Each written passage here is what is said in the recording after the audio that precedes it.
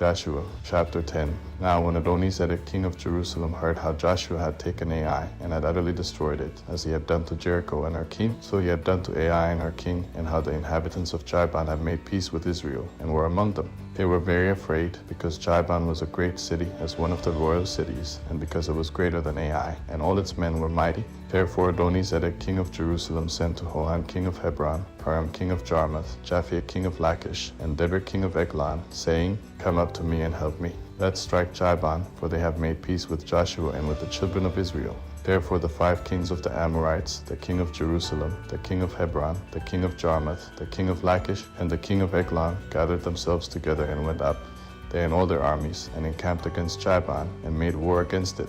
The men of Jabin sent to Joshua at the camp at Gilgal, saying, Don't abandon your servants. Come up to us quickly and save us. Help us, for all the kings of the Amorites that dwell in the hill country have gathered together against us. So Joshua went up from Gilgal, he and the whole army with him, including all the mighty men of valor.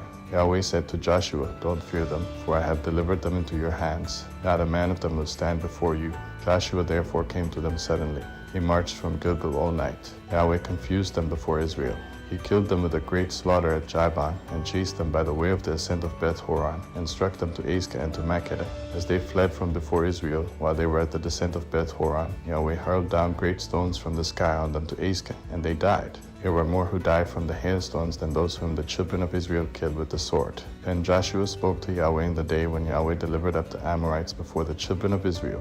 He said in the sight of Israel, Sun, stand still on Jabin. You, moon, stop in the valley of Ajalon. The sun stood still, and the moon stayed, until the nation had avenged themselves of their enemies. Isn't this written in the book of Jashar? The sun stayed in the middle of the sky, and didn't hurry to go down about a whole day.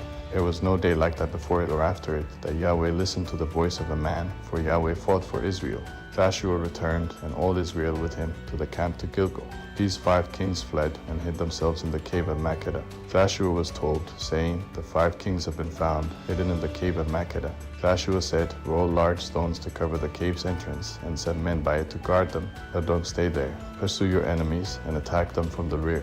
Don't allow them to enter into their cities, for Yahweh your God has delivered them into your hand. When Joshua and the children of Israel had finished killing them with a very great slaughter until they were consumed, and the remnant which remained of them had entered into the fortified cities, all the people returned to the camp to Joshua at Makkedah in peace. None moved his tongue against any of the children of Israel. Then Joshua said, Open the cave entrance, and bring those 5 kings out of the cave to me. They did so, and brought those 5 kings out of the cave to him, the king of Jerusalem, the king of Hebron, the king of Jarmuth, the king of Lachish, and the king of Eglon.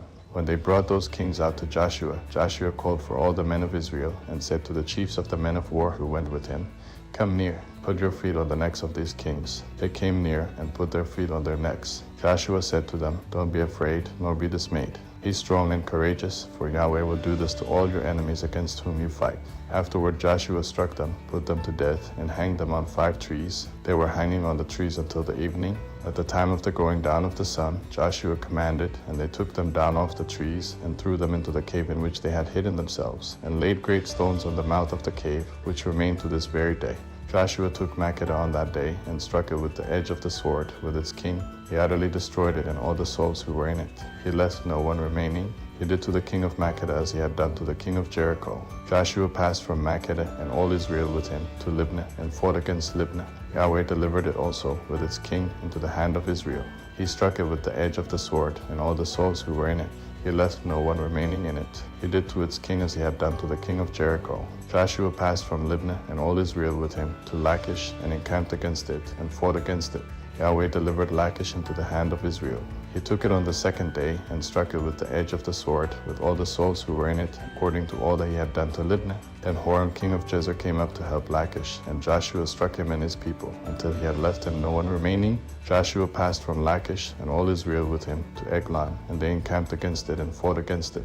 They took it on that day, and struck it with the edge of the sword. He utterly destroyed all the souls who were in it that day, according to all that he had done to Lachish. Joshua went up from Eglon, and all Israel with him, to Hebron, and they fought against it. They took it, and struck it with the edge of the sword, with its king and all its cities, and all the souls who were in it.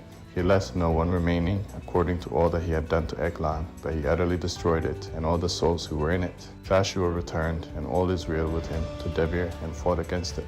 He took it with its king and all its cities. He struck them with the edge of the sword and utterly destroyed all the souls who were in it.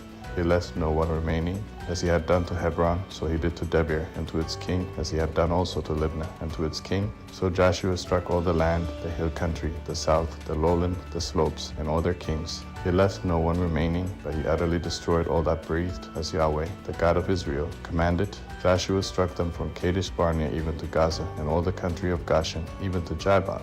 Joshua took all these kings and their land at one time, because Yahweh, the God of Israel, fought for Israel. Joshua returned, and all Israel with him, to the camp to Gilgal.